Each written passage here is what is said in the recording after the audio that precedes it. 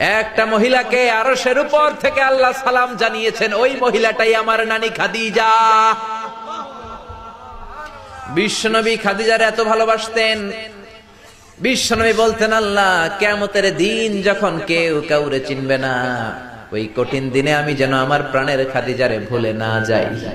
খাদিজা ইন্তেকালের পরে বিশ্বনবী নিজ হাতে দাফন কাফন করলেন, কবরের সামনে দাঁড়িয়ে দোয়া করলেন। দোয়ার পরে সব সাহাবীরা ঘরে ফিরে যায়। আবু বকর বললেন, নবী চলেন ঘরে ফিরে যাই, দাফন শেষ, কাফন শেষ, দোয়াও শেষ। বিশ্বনবী বললেন, না আবু বকর, আমি যাব না, তুমি যাও, আমি কবরের সামনে দাঁড়িয়ে থাকবো।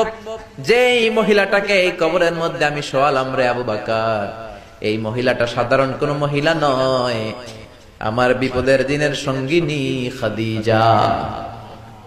মক্কায় এই মহিলাটাই আমার হাতে প্রথমে কালিমা পড়ে ইসলাম ধর্ম গ্রহণ করেছে।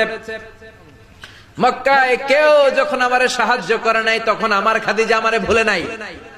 কেউ যখন আমারে শেল্টার দেয় নাই, সাহায্য করে নাই, খাদিজা আমারে সাহায্য করেছে।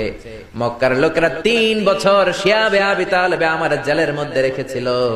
আমার কলিজার টুকরা বিবি খাদিজা ওই জেলখানার ভিতরে আমার সাথে ছিল।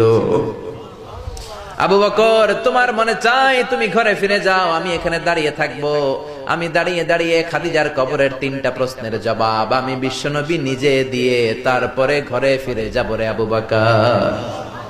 সাইয়েদনা জিবরাইল এসে বললেন, ইয়া রাসূলুল্লাহ, ইয়া হাবিবাল্লাহ, দাঁড়িয়ে থাকার দরকার নাই, আপনি ঘরে ফিরে যান।